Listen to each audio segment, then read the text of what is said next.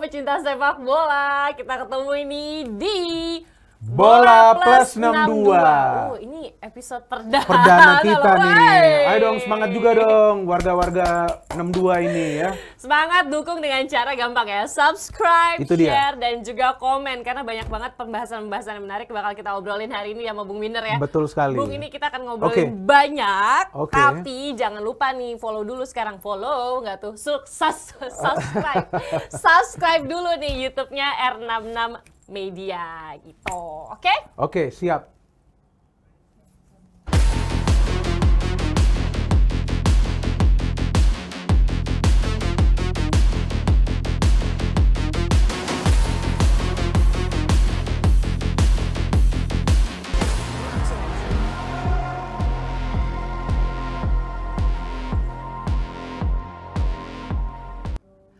Warga Plus 62 ini lagi banyak tersita perhatiannya, harapannya, doanya kembali Betul. mengalir untuk gelaran yang tertunda. Iya. Sempat tertunda nih Piala AFF Betul 2020. Sekarang timnas kemarin baru selesai ini ya, TC. training ya, TC di Betul, Turki betul. Iya. kemarin ya Bung ya. Nah, ini kan artinya dengan tertunda ini timnas kita dapat waktu yang lebih banyak ya, Silai, dan juga TC-nya itu kan di Turki di Yap, Eropa. Ada pertandingan-pertandingan uji coba juga. Dan memang kita melihat sekarang timnas kita ini kan berisikan begitu banyak pemain muda, Sheila. Artinya tentu yang kita harapkan bahwa mereka bermain dengan penuh energi lagi, ya kan, paling tidak bisa mendapatkan kemenangan-kemenangan yang tertunda. Karena kita ini sudah sering ke final, tapi kita belum pernah menjadi juara. Itulah permasalahannya, kayak hobi banget gitu jadi juara.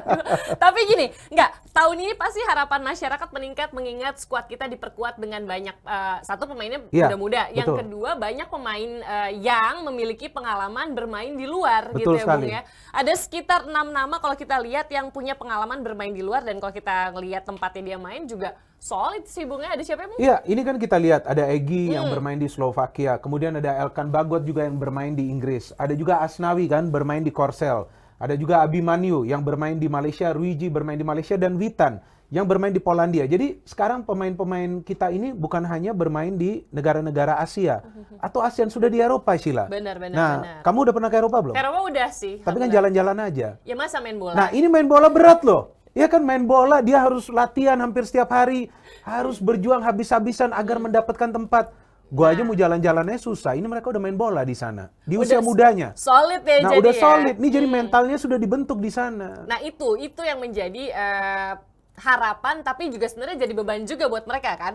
Karena kan mampukah mereka dengan pengalaman ini membawa timnas untuk lolos dari fase grup yang saat ini kalau kita lihat kita ada di grup mana.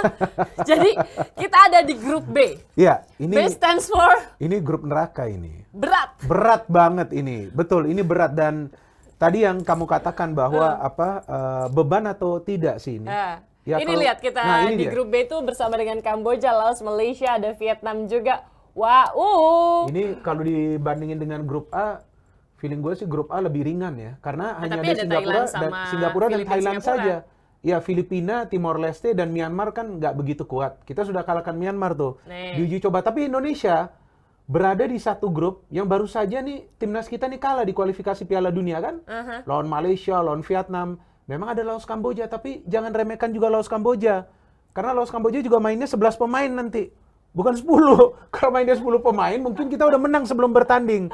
Jadi maksud gua bahwa walaupun ada dua tim yang di atas kertas ini lemah, tapi para pemain kita nih nggak boleh jumawa, nggak boleh percaya diri dulu sebelum bertanding. Seadanya nggak boleh. Nah, kalau kita ngomongin balik lagi soal pemain, Bung, 6 pemain ini kira-kira memberikan dampak signifikan nggak? Kalau misalkan disuruh pilih siapa kira-kira yang jadi golden boot season ini? Kalau gue sih pilihnya Elkan Bagot ya. Ini Bagot atau Bagot sih? Sorry. Nama dia itu kan Elkan William Theo Bagot. Ini campurannya banyak Nah, soalnya. itu Jadi dia. Bagot, Kak, kita di sini Bagot aja Bagot lah ya. aja. Mana tahu ternyata dia anak gang sebelah gitu kan. Nah, ini tapi gue pilih Bagot bukan karena ganteng loh ya. Gue yang milih dia karena ganteng. Tapi memang permainan dia memang bagus. Ah. Dan salah satu buktinya kan pada saat nih timnas kita lawan Afghanistan tuh, uji coba di Turki. Dia main masih bagus, nggak kebobolan. Dia keluar ternyata kebobolan. Nah, artinya kan apa? Pemain ini pemain penting di timnas kita. Jadi pada saat dia pilih untuk Indonesia, ya gue pikir kita juga perlu apresiasi juga ya. Padahal dia sebetulnya kan bisa saja pilih Thailand. Benar. Itu dia. Waktu itu nggak sih memang ditawarin ya? Nah, ditawarin Diminta juga, ya? ditawarin juga, tapi dia pilih Indonesia. Karena kayak wah ini panggilan hati sih ya Elkan Bagot ya. Kalau Udah, Elkan kalau feeling Bagot. gue memang panggilan hati. Karena kan kebetulan ibunya ya. Betul His sekali. mother, Iya, Indonesian ya. kan, Benar, dan benar, masih benar. ada kartu keluarga Indonesia. Dia pilih warga negara Indonesia. Nah, maka itu warga plus 62 ini perlu mendukung Elkan Bagot. Jangan sampai nih seperti sedikit saja sih netizen kita jelek dikit langsung mulai Nggak gitu dihujat. dong, Jangan dulu. nggak gitu, Iya iya. kan? Kayak Ada gue kadang-kadang prosesnya. salah ngomong aja udah dibully. Nggak, kalau Bapak memang tempatnya untuk dibully gitu ya. Tapi itu dia ya, pesona dari seorang Elkan Bagot ini memang tidak bisa dipungkiri gitu ya, baik di lapangan hijau. Nggak jadi pemain bola juga kayak ngejarnya banyak gitu. Mungkin sekarang followersnya timnas Nah. Indonesia banyak follow karena ada dia. Nah, ini bagusnya juga dia di luar. Kenapa? Kalau nggak di sini kalau di sini udah rame juga urusan lainnya nanti. Benar-benar. Udah jadi artis kayaknya. Nah, dari itu bola. dia. Jadi biar dia fokus dulu di bola. Iya. Dan pas juga timnas kita perlu pemain seperti Bagot di lini pertahanan. Postur tubuhnya kan tinggi, hampir 2 meter loh dia. Benar, dan gitu juga tendangan kaki kirinya juga Betul, oke ya banget benar gitu, sekali. sudah Wah, ini terbukti kayaknya gitu. Sheila lebih banyak lihat Bagotnya daripada pemain lain ya. Pada saat main ya. True. Tapi itu baru satu nama, maksudnya Oke. gimana sih? Cuman Elkan Bagot dong, ada masih 5 loh Bung, maksudnya yang lain nggak qualified Ya, apa gimana? kalau menurut gue yang lain juga penting. Tapi kan peran yang lain ini beda nih, Sheila, seperti Egy. Dia lebih banyak dalam urusan membangun serangan. Dan memang banyak sih yang mengkritik Egy di pertandingan uji coba kemarin lawan Afghanistan. Tapi gue pikir itu kan hanya adalah uji coba. Ya, jangan juga kita memberikan beban kepada pemain-pemain ini. Dan dia juga datang jauh. Ya kan dari Slovakia, main di Turki, lawan Afghanistan. Pertandingannya juga ketat. Tapi Egy ini kan sudah membuktikan kelasnya. Di SEA Games lalu, 2019, dia cetak 4 gol loh. Ini pemain yang produktif. Jadi menurut gue Egy juga penting. Kemudian Asnawi, ini pemain yang bermain di Korsel. Dia main di back kanan ini seperti lokomotif, seperti kereta. Majunya juga kencang, turunnya juga jauh lebih kencang.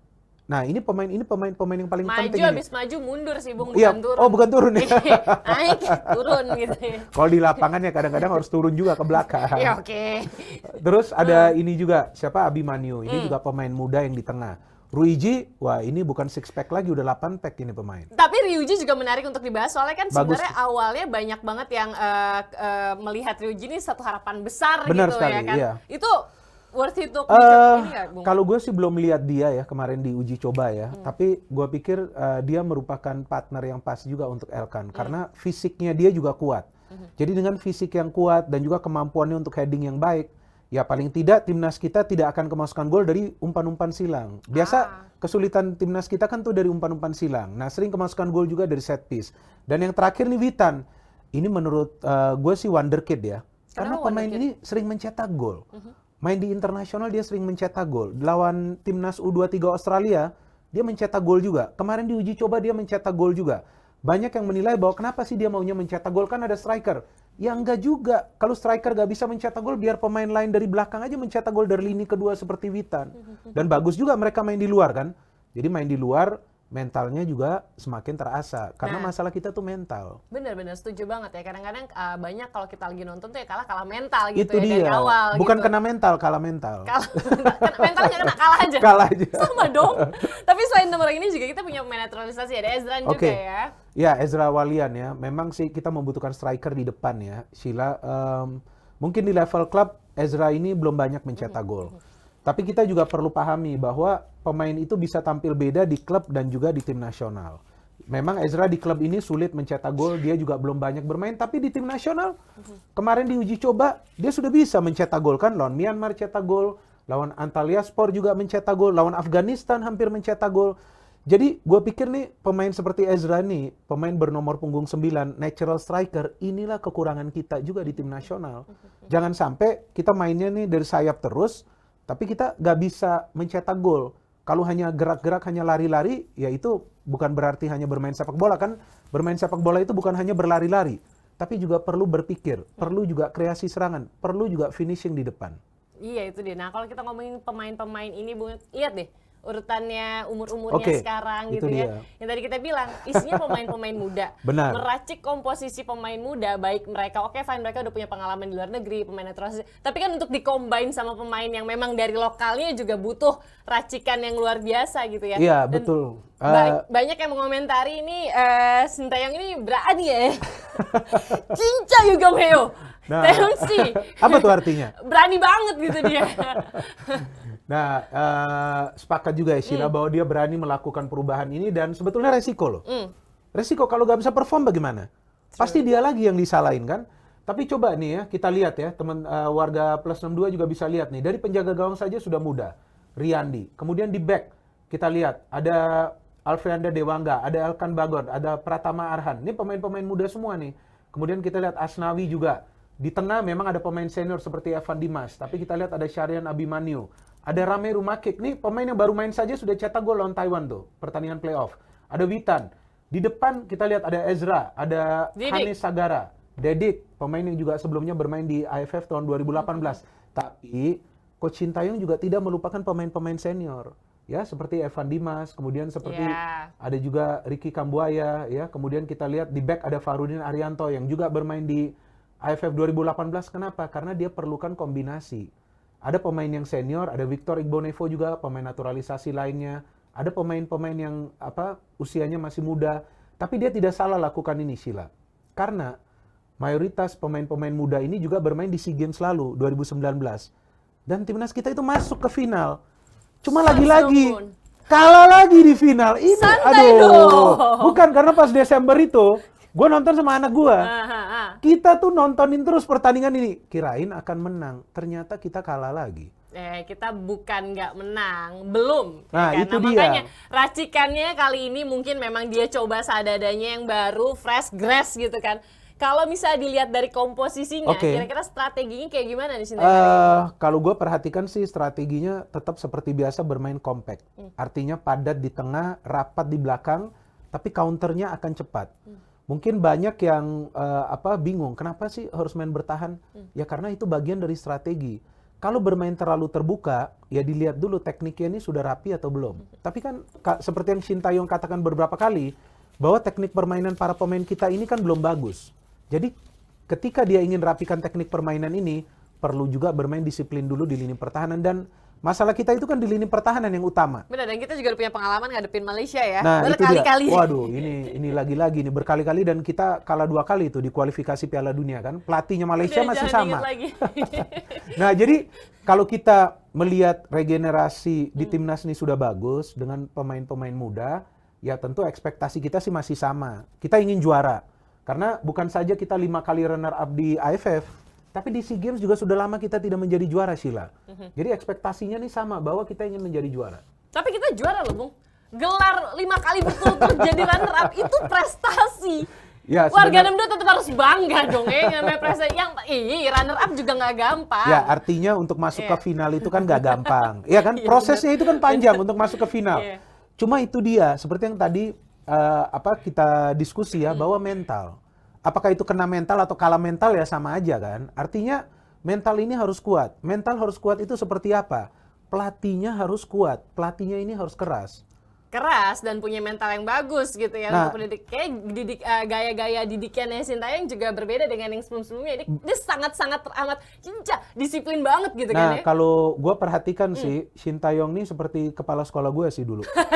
Iya benar. Kenapa jadi kepala sekolah sih? Karena kepala sekolah gue dulu, mau nilai kita tuh lagi bagus, mau kita orangnya baik banget, tapi kalau kita gak disiplin, distrap juga. Pokoknya lu ini harus disiplin, nilai bagus. Tapi kalau lu gak disiplin, ya lu akan distrap. Sama dengan Sintayong. Mau lu mainnya bagus, tapi lu kalau gak disiplin, telat datang latihan, ya kan, lu latihan asal-asal saja, ya udah keluar aja. Tapi emang kepala sekolahnya dulu baperan juga? Wah, enggak dong. Karena dulu kan belum ada medsos. Kalau enggak, dulu kan kita curhat di medsos. Wah, ya kan, kalau sekarang kan curhatnya kan di medsos. Kalau enggak kayak Taeyong Shi ini yang sempat baper sama salah satu pemain tadinya ya. Nah, tadinya mau dinaturalisasi. Perkara follow-followan unfollow. Nah, ini kan sekarang zaman medsos. Jadi orang ungkapkan semuanya ke medsos. Waktu zaman gue mana ada medsos. Walaupun gue masih muda sih. Enggak, tapi usia itu kan cuma angka.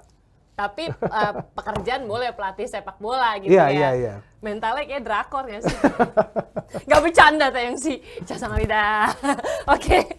Nah, berbicara mengenai apa yang disiapkan gitu. Sekali lagi Oke. kalau kita ngelihat fase grup gitu ya, peluang timnas kalau kita lihat. Ini balik lagi ada Laos, Kamboja, Vietnam, Malaysia. Maksimal kita sampai mana, Bung Binder? Maunya sih lolos, maunya maksimal. Gue sih feelingnya sih bisa lolos. Gue feeling bisa Berapa lolos. kali feeling Bung Binder benar dalam hidup? Kalau gue sih memang tidak selalu benar ya. Tapi gue sering benar. Gimana sih maksudnya? Nah, jadi frekuensi benarnya tuh memang lebih banyak. Nah, jadi kadang-kadang yang gue prediksi itu sedikit yang salah lah. Jadi menurut gue, kita punya chance besar untuk lolos. Tapi kita harus fokus game ke game. Seperti yang tadi gue katakan, bahwa memang kita ada 2 tim lemah di sini. Tapi lemah ini kan di atas kertas. Mereka juga akan bermain dengan 11 pemain. Mereka juga punya pelatih yang bagus. Kamboja dilatih oleh pelatih asal Jepang, Keisuke Honda. Kemudian Laos pelatih asal Singapura, Selvaraj. Ini juga pelatih bagus. Jadi pemain-pemain perlu fokus pertandingan ke pertandingan. Jangan pikirin dulu nanti lawan siapa itu, Vietnam dan juga Malaysia. Pikirin dulu ini 2 pertandingan di mana kita dapat jadwal yang sebetulnya lebih ringan di atas kertas. Kita pikirkan dulu cara untuk kita menang dengan skor yang telak. Karena ini lolos grup, ada juga pengaruhnya dari selisih gol. Kalau poin sama, dilihatnya selisih gol. Nah, jika kita bisa menang lawan 2 pertandingan lawan tim lemah ini, baru nanti lawan Vietnam, para pemain lebih percaya diri. Dan terakhir, kalau menurut gue sih pesaing kita nih di grup B ini Malaysia. Ini yang akan menentukan langkah kita untuk lolos, Malaysia. Apalagi pertandingannya itu pertandingan terakhir di grup B. Dia selalu ya. Ini dia. Yang harus dihadapi terakhir gitu. Nah itu, dan itu yang akan deg-degan sih. Ya kalau menurut gue sih, ya seharusnya kita fokus bagaimana cara mendapatkan poin maksimal di grup ini. Jadi at least kita bisa lolos itu sebagai runner up. Kalau kita bisa lolos dari fase grup ini, nanti kita lihat peluang juaranya seperti apa. Ekspektasi memang kita semua punya ekspektasi agar timnas ini menjadi juara. Tapi kita perlu realistis dulu, fokus dulu kepada grup. Ini seperti yang tadi kamu bilang kan grup berat. Kalau menurut saya kan grup neraka. Nah bisa gak lolos dari kesulitan ini? Kalau bisa lolos dari kesulitan ini, nah nanti di semifinal ya kita lihat lawan kita itu siapa. Nah inilah jadwal pertandingannya. Supaya ini ngomongin aja dan ngelihat jadwal kayak gini, aku deg-degan banget. So ya, 우리가 신타영 씨한테 유지해요. Fighting. Karena nggak gampang gitu ya, nggak mudah gitu pertaruhannya, besar, harapannya besar, yang tadi bener ya, pertaruhan nama dia juga sebenarnya sebagai pelatih, resiko juga, dengan resiko merombak squad gitu dengan pemain-pemain yang mayoritas pemain muda. Pemain muda, bagaimana mereka menyatukan kepala dan langkah gitu ya, bermain harmoni. Ini berat loh ya, memang kita lihat bahwa Laos dan Vietnam ya seharusnya sih kita bisa menang ya, tapi kan kita tidak bisa meremehkan kedua tim tersebut. Dan kemudian lawan Vietnam, kalau dulu timnas kita itu lebih sering kalahnya itu atau sulit menangnya itu lawan Thailand, sekarang lawan Vietnam. SEA Games final 2019 kalah. Kenapa saya mengacu kepada SEA Games juga? Karena banyak pemain yang berada di squad sekarang main juga di SEA Games 2019. Seperti Evan, seperti Egy, seperti Witan, Asnawi, ada banyak pemain yang main. Jadi pada saat kita kalah di SEA Games itu, di kualifikasi Piala Dunia juga kita kalah. Nah ini menjadi salah satu kesulitan kita nanti pada saat kita lawan Vietnam. Catatan dan evaluasi ya. Kalau kita boleh balik lagi ke komposisi pemain, coba kita lihat. Ini komposisi pemain racikannya dari pelatih Sintayong. Nah, kira-kira Bung Binder, yang jadi lapis pertama ya, bahasanya lapis pertama apa sih? Betul. Starting 11 yang bakal ini gimana? Iya, kalau lapis pertama bentar baja nggak sih, Wak? Kalau kita lihat dari sini. Kalau menurut gue sih Riyandi penjaga gawang. Dia selalu yang dipilih kan. Terus di belakang Bagot, dan pilihan gue sih adalah Ryuji. Tapi mungkin juga yang dimainkan nanti Victor. Victor Igbonevo ya. Kemudian di fullback kiri itu biasa Pratama Arhan. Di kanan pasti Asnawi. Di tengah Evan Dimas, salah satu pemain senior. Rahmat Irianto dan juga Ricky Kambuaya. Nih Evan Dimas, Rahmat Irianto dan Ricky Kambuaya menjadi pilihan utama dari Coach Sintayong di 2 pertandingan uji coba. Artinya dia sudah tahu nih di tengah dia perlu 3 pemain ini. Nah di depan gue harapin, di depan gue harapin ada Ezra Walian, kemudian di wing bisa ada Witan dan Irfan, Atau Egy kan rencananya belum bisa main di group stage. Dia akan dilepas klubnya tuh setelah tanggal 18. Artinya jika timnas Indonesia lolos ke semifinal, baru Egy akan turun. Padahal gue harapin sih Egy udah main nanti lawan Vietnam dan Malaysia. Tapi ya kita lihat lagi nanti perkembangannya seperti apa. Tapi gue inginnya sih yang di depan nih harus pemain-pemain yang pintar. Seperti Irfan, seperti Egy jika dia bisa bermain, Witan, dan juga Ezra. Masalah kita kan ini sekarang nih berada di finishing.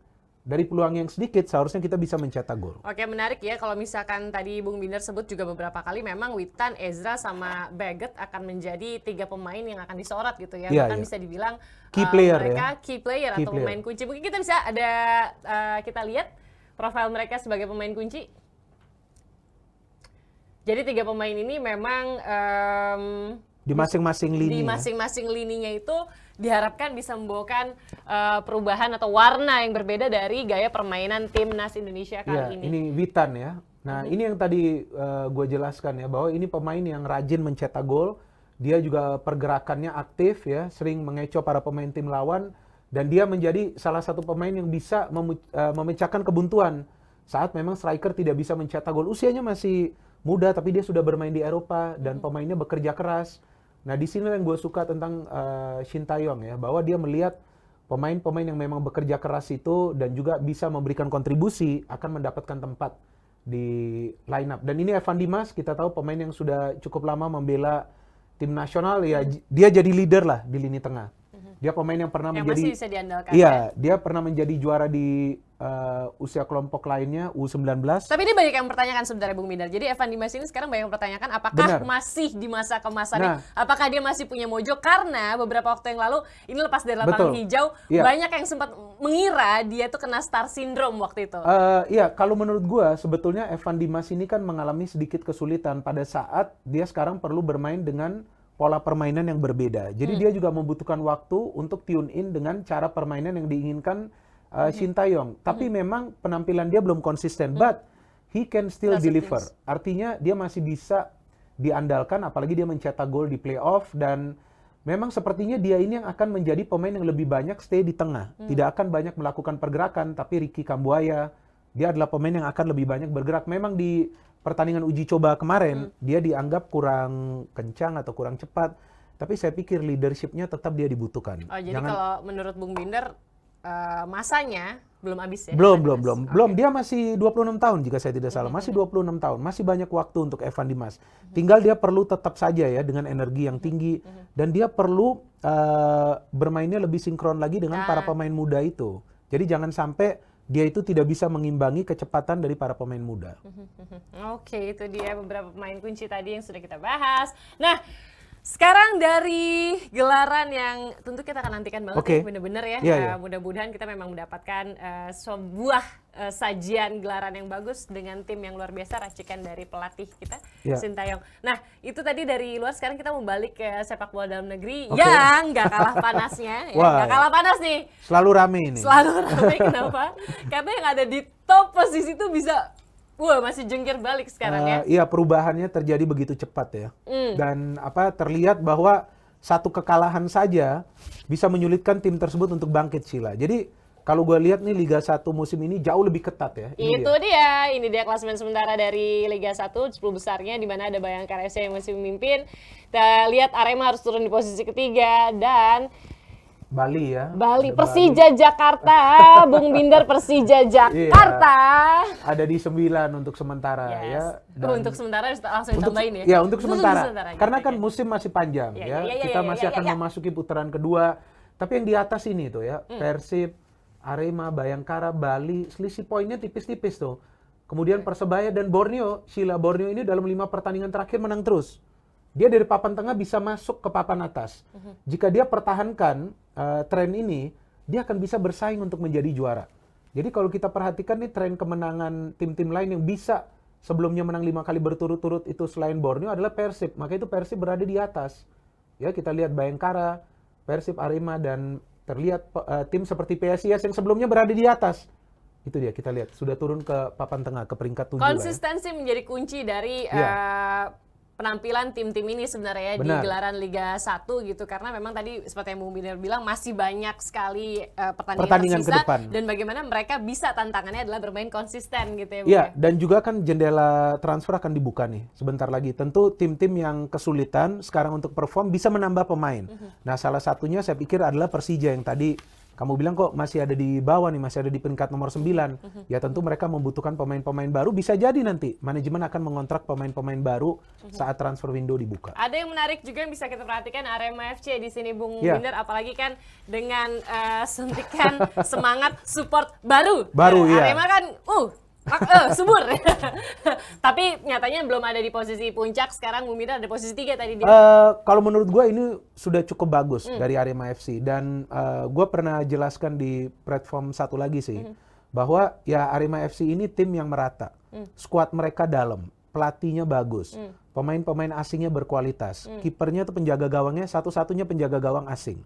Padahal kita tahu bahwa klub-klub di Liga 1 itu jarang mau mengambil penjaga gawang asing, karena yang pertama kiper-kiper kita sudah bagus. Yang kedua, agar tidak termakan slot di posisi lainnya. Tapi Arema memilih penjaga gawang asing. Dan lihat penjaga gawang asing ini cukup baik performansnya. Adilson Maringa. Strikernya banyak yang muda. Pemain mudanya juga banyak di lini tengah. Jadi saya melihat tim ini cukup dinamis. Cuma ya lagi-lagi seperti yang tadi Sheila katakan, harus konsisten. Konsisten itu bukan hanya dalam hasil seri, tapi harus bisa lebih banyak meraih kemenangan. Oke, tapi baik, glowing banget lah pokoknya Arema harusnya ya. Yang ngerti-ngerti aja. Glowing. Baik, itu dia tadi Liga 1 yang masih kita nantikan dan masih berjalan. Iya, iya. Tidak lupa juga sebenarnya Liga 2 juga sedang berjalan ya. Betul. Yang banyak menyedot perhatian. Jadi yang harus kita syukuri di tahun ini adalah meskipun 2 tahun pandemi sudah berlangsung, tapi sepak bola sekarang sudah mulai kembali lagi bergeliat. Yes, betul. Semangatnya juga sudah kita rasakan lagi. Balik lagi soal Piala AFF nih Bung ya, kita Ini kita masih penasaran ya. masih penasaran banget gitu, karena tadi kan kita sempat baru singgung sedikit-sedikit gitu bagaimana kegagalan-kegagalan ini Iya. terjadi berulang, dan terkadang kegagalannya terjadi di seperti mengulang kesalahan gitu ya, kok gitu lagi sih, Ya, gitu. and semuanya terjadi di last moment kan. Ya, itu dia. Kalau gue pikir selain mental juga tentu para pemain ini perlu lebih tenang lagi ya. Jika mereka tidak tenang ya, dan lagi-lagi perlu saya ulangi bahwa jangan kita memberikan beban berlebihan. Tapi belajar dari tahun lalu deh, dari tahun lalu evaluasi Bung Binder apa? Kalau gue ngelihat dari SEA Games tahun 2019, karena kan banyak pemain yang bermain di sana, dan juga pada saat kita gagal total di 2018 kan, nah kita perlu ketenangan pada saat bermain. Jadi jangan sampai terburu-buru dalam urusan membangun serangan, jangan sampai tuh pada saat kita mendapatkan pressure dari para pemain tim lawan tuh kita panik. Kalau kita tidak tenang, pasti panik. Soalnya sering banget kita perhatiin kalau sebenarnya di menit-menit awal seringkali kencang dan menguasai pertandingan. Betul. Gitu. Tapi kita kadang-kadang entah murnya los di mana nggak tuh kan? Maksudnya entah kita blanknya di mana. It happen in the second, tiba-tiba kayak pola yang sudah bagus banget tadi tuh pencar gitu loh. Nah, ini juga terulang di pertandingan playoff lawan Taiwan, kemasukan gol menjelang game berakhir di pertandingan lawan Afghanistan. Itu dari segi fokus dan konsentrasi masih terulang. Tapi kalau dari segi stamina, sekarang stamina para pemain kita tuh bagus sekali loh Sheila. Beda jauh pada saat sekarang sudah dilatih oleh Coach Sintayong. Baru mau ngomong tadi, apakah faktor itu di ujung mulut banget tuh, Bung, apakah ini mereka nggak bisa ngatur endurance sampai kejadiannya selalu di menit akhir? Karena ini kan masih dalam tahap awal ya, sehingga memang kadang-kadang ya konsentrasi itu mereka tidak bisa pertahankan hingga menit-menit terakhir. Tapi overall kalau saya perhatikan ya kesulitan mereka itu hanya dalam umpan-umpan silang sih. Jadi jika umpan-umpan silang ini bisa mereka antisipasi, saya pikir mereka akan menyulitkan tim-tim lawan itu untuk mencetak gol. Tapi dari segi stamina, gue ngelihatnya sih stamina udah luar biasa sekarang para pemain Yang sekarang kita. ya? Yang sekarang ya, yang era sekarang ini bersama Coach Sintayong ya, lawan Australia saja tuh U23 mereka masih bisa fight. Kalahnya juga kalah tipis. Padahal para pemain Australia tuh pada bermain di luar Australia semua, pada bermain di Eropa, di klub-klub besar juga ada. Jadi ini big chance, big hope untuk timnas kita kali ini ya. Ngomongin soal pertandingan ya kan, home away-nya gimana nih menurut Bung Binder nih? Yang mana tuh? Yang nanti akan berlangsung. Iya, kalau menurut gue sih timnas kita lebih fokus dulu pertama ke fase grup ya. Artinya kalau fase grup ini mereka bisa lolos, kan mainnya di Singapura semua. Iya. Ini semifinal juga final di Singapura. Dengan daerah atau wilayah yang tidak terlalu berbeda lah ya Iya, sama kita kan di Indonesia. Dan semifinal dan final itu kan pakai sistem 2 leg. Iya. Nah, artinya itu akan memberikan kita waktu juga untuk evaluasi dari game ke game. Yang penting ini di semifinal itu, jangan sampai kita udah khawatir jika ketemu Thailand. Jika kita ketemu Thailand, karena Thailand kan di grup A.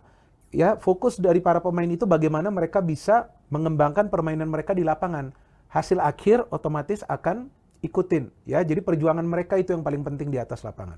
Nah, semua perjuangan, semua persiapan misalkan dipersiapkan Udah maksimal matang, ini. udah maksimal. Kalau menurut gue udah maksimal. Udah maksimal, terus latihannya juga mungkin sudah diprogram. Nah, tapi ada satu masalah yang mengganjal Apa dikit, tuh? yang lagi rame juga nih, Kit. Perkara makanan. Nah, ini dia, gue jadi bingung juga. Emang sengaja cocok itu bagaimana sih, Bung? Nah, ini kan AFF ini kan di Singapura ya. Kita tahu Singapura itu kan kalau dari segi persiapan ya, jangankan event besar seperti ini. Ada event perdagangan atau event lainnya yang gue pernah kesana, gue pernah hadirin, itu persiapannya luar biasa untuk kita sebagai guest, konsumsinya aja itu lengkap. Tapi ini sekarang untuk atlet, kita lihat mereka dikasih kotak, nasi kotak. Ya, sebetulnya nasi kotak itu gak ada salahnya sih dikasih, tapi porsinya itu seperti apa? Kemudian sesuai atau enggak dengan kebutuhan para pemain tersebut. Ya kan, dia sesuai nggak? Artinya porsinya itu kurang atau pas atau gimana? Jangan sampai para pemain itu nanti lapar habis makan. Terus gimana? Mau kemana Termasuk dia? orang yang pernah ngurusin pemain ya. Iya. Saya tahu porsi makannya mereka gimana. Nah, itu dia. Gitu kan ya. Iya, benar-benar. Artinya kan jangan sampai mereka harus mengeluarkan uang sendiri atau timnas harus mengeluarkan uang sendiri untuk memberikan makan kepada para pemain. Itu kan artinya kan tidak profesional dari pihak panitia. Nah, panitia ini harus perlu lebih baik lagi lah. Jangan sampai diberikan, dan ini kan bukan cuma dikomplain dari timnas Indonesia. Vietnam, Thailand juga sudah komplain kan. Bahkan Thailand dan Vietnam maunya menunya tuh berbeda kan. Mereka request. Beda lagi, gitu ya request. Menunya lebih- berbeda lagi. Lebih bawel lagi. Nah, mungkin ini nggak mungkin nanti kalau misalkan kenapa-napa kita nyalain makanan soalnya. Jadi perkaranya jadi panjang gitu. Nah, tapi kalau kita ngomongin soal tren kemenangan, Bu. Yeah. Tadi kan kita tahu bagaimana kita berulang kali melakukan kesalahan yang harus dievaluasi sehingga jangan sampai salah Yeah, di tempat yeah, yang yeah. sama. Ngomongin tren kemenangan, jadi pawangnya runner up gitu. Iya. Tapi tren kemenangan kita menghadapi negara-negara Asia itu gimana sih? Kalau negara-negara ASEAN sebetulnya kita tidak Asia terlalu Tenggara buruk. termasuk Ya, ya? Asia Tenggara ya. Kita tidak terlalu buruk, apalagi kalau lawan timnas seperti Kamboja, seperti Laos. Ya, kita lihat nih ya, dua catatan di awal ya. Lawan Kamboja, lawan Laos kan. Kita memang lebih sering menang ya. Bahkan dulu jauh sebelum pertengahan tahun 2000 kita bisa menang sampai 8-0, sampai 9-0. Ya oke lah, mereka juga berbenah ya timnasnya. Laos juga kita biasa menang dengan skor yang telak, pernah satu kali kita seri. Tapi lawan Malaysia, nah ini yang gue lihat nih, lawan Malaysia ini yang bahaya ya. Dimana kita lihat bahwa Malaysia di 3 pertemuan itu ya, kita lihat bisa menang juga di kandang kita kan, di kualifikasi Piala Dunia. Itu 2 kekalahan kita. Dan lawan Vietnam, itu dia lawan Vietnam juga kita lebih sering kalah kan. Jadi yang menjadi kesulitan nanti bagi kita pada saat kita lawan Vietnam dan juga Malaysia. Tapi bukan berarti kita sudah harus takut dulu sebelum bertanding. Para pemain itu tidak boleh takut dulu sebelum bertanding. Karena mereka jangan fokus ke lawan, tapi mereka harus fokus ke permainan mereka. Mereka harus fokus ke kemampuan mereka. Sebetulnya dari segi skill, beberapa kali pernah gue jelaskan juga di platform-platform lainnya. Bahwa dari segi skill para pemain kita tidak kalah. Tapi dari segi mental, ini yang perlu Tapi lebih kuat capek lagi. deh Bung Binder kalau kita ngomongin kalah mental. Emang diapain sih sampai Loh, kalah bukan. mental? Ya, tapi maksudnya Kalau- gini, apa menurut Bung Binder yang lag-nya tuh di mana gitu? Flow-nya tuh di mana? Kalau kita berbicara tentang mental, berarti kita berbicara tentang ketenangan. Kalau kita tenang, berarti kita akan confident. Kita akan percaya diri. Kalau kita gak tenang, kita udah khawatir nih. Apa yang akan muncul? Yang akan muncul itu kepanikan. Jika kita panik, ya tentu permainan kita akan ceroboh. Jika kita ceroboh, maka kita akan sulit untuk meraih kemenangan. 5 tahun Nah, berturut-turut. itu dia 5 kali berturut-turut kan menjadi runner up. Padahal kita sudah bisa masuk ke final. Nah, tim mana sih yang sebetulnya biasa lebih sering menjadi juara? Ya tim yang memang para pemainnya mentalnya kuat. Jadi memang kita nggak bisa juga menyalahkan, wah pemainnya jelek-jelek. Enggak juga kok, pemainnya bagus-bagus. Ya kan mereka bermain secara tim juga bagus. Tapi entah pada saat masuk ke final, kok mainnya nggak seperti di fase grup ya? Nah, itu dia. Ya itu artinya kembali ke mindset. Nah, mindset ini harus lebih kuat lagi. Bagaimana cara mindset ini dibenahi? Cara mindset itu bisa dibenahi ketika ada pelatih yang bagus, bisa membenahi juga teknik permainan.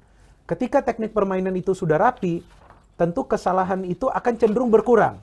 Ketika kesalahan sudah cenderung berkurang, persentase kita untuk menang jauh lebih besar. Nah itu dia. Nah Tapi panjang juga tuh ya penjelasan gua. Tapi Udah itulah bisa jadi mungkin- motivator mungkin- nggak? Bisa, Bisa kan? jadi asistennya pelatih juga bisa gitu. Untuk ngasih saran Masukan gitu. lah ya. Ngasih masukan gitu. Tapi ya ngomongin soal mental gitu kan berarti kan kita harus memang memiliki selain key player gitu ya, memang pemain-pemain yang ibaratnya tuh prominent dan ditakutin sama tim lawan gitu kan. Itu benar. Ya, sekarang kan kita sudah ada pemain-pemain itu Beberapa diantaranya. seperti Egy, Egy.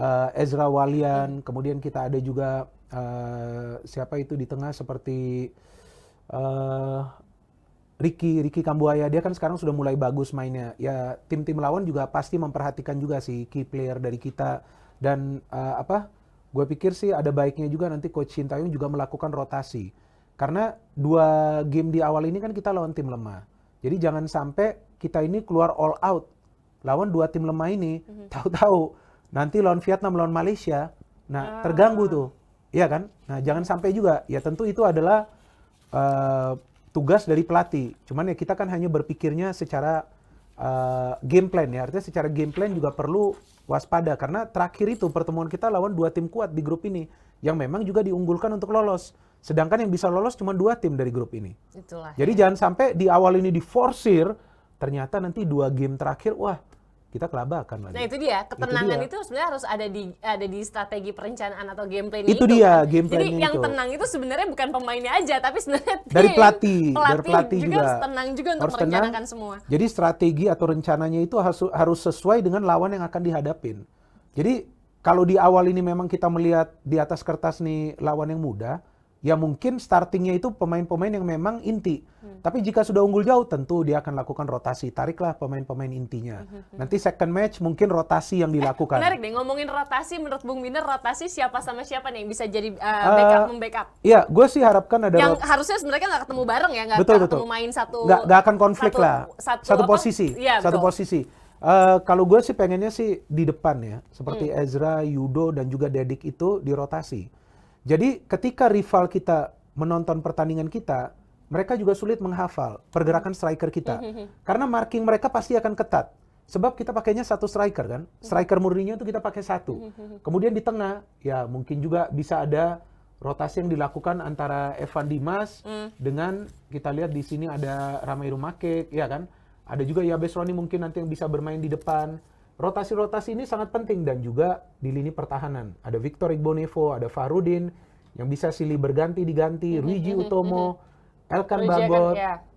Dewangga dan kita lihat ya bahwa stok yang lebih banyak itu berada di back dan juga di tengah. Yes. Nah ini terkait tentu dengan strategi permainan. Main compact, kita defense solid, tapi pada saat kita transisi harus cepat. Kalau transisi mau cepat, kita harus punya pemain yang cepat. Pemain yang cepat kita sudah punya. Witan, Egy, Yabes, Ramai, Irfan Jaya.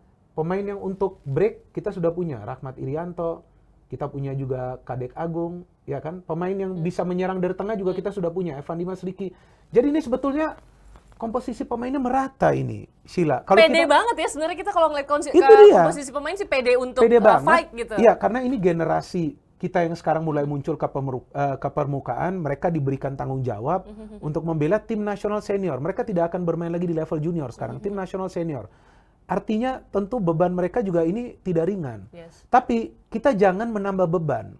Nah, jangan sampai kita nih terus memberikan mereka teror di media sosial. Ya kan, wah kalah atau nanti mainnya gak bagus, pemain itu langsung diteror. Buat apa juga? Mereka membela negara itu juga kan mati-matian juga. Mereka juga tidak ingin kalah. Tapi kita juga perlu memberikan support secara positif. Itulah ya. Kalau yang biar bercanda kita aja lah. Di sini kan. True. Nah ngomongin soal bercanda, bukan bercanda nih, tapi Apalagi yang nih? namanya warga 62 itu kan memiliki kepedulian yang Iya, tinggi iya. pastinya ya untuk para pemain gitu, untuk mendukung timnas. Nah kita akan lihat nih beberapa komentar dari warga 62 terkait dengan Piala AFF. Nih ada beberapa diantaranya pasti doa sih ya, mudah-mudahan banjir gol. Iya. Eza dan Evan Dimas. Terus ada apa begitu, Bung? Nah ini bagus nih ya, Thailand gak se-op apa yang gue ingat ternyata. Paling juara tahun ini beneran gede nih kayaknya. Tuh peluang juara tahun ini beneran gede. Kan bener kan? Artinya sekarang dilihat peluangnya lebih besar dengan pemain-pemain muda. Mudah-mudahan banjir. Terus kita lihat yakin 100% pemain akan bermain maksimal itu kan? Betul, Sekuat tenaga. insya Apapun Allah, hasilnya yes. adalah yang terbaik. Semangat, pantang menyerah. Nah, terus ini juga memang nih ada yang memperhatikan kan karena pemainnya dipadukan antara pemain muda dan senior Go Indonesia. Beneran ya, racikan kali ini kita nantikan banget. Gimana menyatukan banyak kepala. Dan tadi kita sempat bahas tadi bagaimana kebijakan dari seorang Shin Tae-yong untuk menggilir para pemainnya di porsi yang tepat gitu. Jadi kadang takutnya ada juga fase di mana terpojok atau bukan terpojok ya. Kalau bahasa orang Jawanya tuh kesusu, tahu nggak kesusu? Nggak tahu. Kesusu gitu, ke buru-buru kepengen wah gitu. Nah jadinya akhirnya dia menerapkan posisi yang tidak terlalu efektif dengan menempatkan dua pemain memiliki skill sama di waktu yang berbarengan gitu. Iya betul, itu artinya rotasi kan yang perlu dilakukan dan di uji coba juga dia sudah lakukan rotasi. Cuma kan dia juga penting untuk bisa menyatukan chemistry di antara para pemain. Jadi yang dimulai itu di pertandingan uji coba itu adalah pemain-pemain inti. Baru kalau nanti posisinya sudah safe, baru akan ada pemain lain yang masuk. Itulah ya Bung Binder. Gelaran Piala AFF ini sangat dinantikan. Senang Prediksi banget. dong. Senang banget, tapi itu ya tadi lihat responnya warga 62 kita. Warga 62 Sarangi tadi positif semua. Prediksi dong. Dari kamu deh, yang pertama tuh, siapa lawan siapa tuh yang pertama? Kamboja ya? Coba kita Kamboja lihat. skor, ayolah kita adu lah. Coba kita lihat jadwal pertandingan yuk. Sekalian kita prediksi ya. Sekalian kita warga, catat kalau kita benar. Sekalian warga plus 62 deh yang benar nanti. Ya, coba kita lihat dulu nih biar ingat Bung ya. Ini dia jadwal pertandingannya. Oke. Kita lihat. Yang pertama Sheila dulu deh. Saya fur dulu deh tuh, Indonesia Kamboja. Ayo dong warga 62 bantuin aku ya. Bantuin aku untuk memprediksi Indonesia Kamboja. Kita main skor. Aku sih pede banget 3-0 lah ini. 3-0. Oke, kalau gua 4-0 deh. Gua tambahin 1. Bener ya? Oh iya, 4-0. Yuk, catat. Ya, catat. Warga 62 yang nonton ini catat kalian sekarang ya. Sheila, Indonesia Kamboja. IND, tulis beneran aku. Iya, kalau yang kalah makan lah, jangan nyanyi. 3-0 Karena ya. gue gak bisa nyanyi. Bung Binder berapa? 4-0. Oke, selanjutnya kita punya Laos Indonesia. Iya, kita 2 game ini aja ya, kita prediksi. Oke. Ya, Laos Indonesia. Kok aku malah lebih pede sama Kamboja ya? Takutnya Laos nih tiba-tiba menunjukkan hal-hal yang tidak diduga gitu. Tight ini Bung, bisa jadi 2-1 ini. Oke, kalau gue pilih lawan Laos itu 3-0. Feeling gue, 2 pertandingan awal Indonesia gak kebobolan. Ini feeling gue aja. 2 pertandingan awal gak kebobolan dan bisa mencetak banyak gol. 4-0 dan 3-0. Kalau digabung jadi berapa tuh? 7. 7 angka keberuntungan gue juga sih. Ini sebenarnya ramalannya mengacu kemana sih? Biasanya benar. Mengacu ke... Ayo warga 62 please leave your comment below. Kasih tahu ramalan, prediksinya ikut Sheila apa Bung Binder gitu ya. Untuk Indonesia lawan Kamboja, Sheila prediksi 3-0. Kalau Bung Binder tadi 4-0. Iya. Sementara kalau dengan Laos, kalau prediksi Sheila sih kebobolan timnas. 1 lah, ya, 1. Oke. Tapi 3-1. Oh, kalau gua 3-0. Tadi aku bilang 2-1 ya? Tadi 2-1. aku bilang 2-1. Kalau gue 3-0 lah. 3-0 tadi bilangnya. Oke, itu dia kita akan lihat dalam waktu yang nggak lama lagi. Mudah-mudahan, tapi yang kita doain sama-sama adalah, karena kan ini juga Omicron baru nih, kan virus mutasi baru, mudah-mudahan tidak mengganggu lagi jalannya, semua tetap bisa aman, tidak tertunda lagi. Sumpah nih kalau ketunda lagi sih udah kayak harapan yang digantungin bertahun-tahun deh. Nggak kesampai-sampean, lancar semua dan Piala AFF bisa kita nikmati dan kita bisa memberikan hasil yang terbaik. Warga 62 Bung Binder, waktu kita habis juga nih akhirnya. Iya, kita harapkan tentu warga 62 bisa terus support program kita dan kita di sini memang diskusinya serius tapi harus santai. Santai dong. Iya kan, kita serius tapi kita santai. Jadi ada kita bercanda juga, ada juga kita ingin memberikan masukan-masukan, ya kan? Kita discussion juga seperti tadi Sheila juga ada beberapa poin yang bagus ya gitu. Kalau terlalu serius juga sakit kepala. Bener. Nah, warga 62 juga ayo diskusi bareng kita sekali lagi dengan pastinya subscribe dulu, terus share ya kan biar makin banyak yang ikut diskusi. Tinggalkan komen kalian di kolom apa yang mau kita diskusikan di episode berikutnya. Thank you for watching. Thank you banget Bung Binder. Ya, terima kasih Sheila. Thank you banget warga 62 udah gabung bareng kita. Luar biasa Jangan lupa ya nonton episode berikutnya. Ciao. Thank you.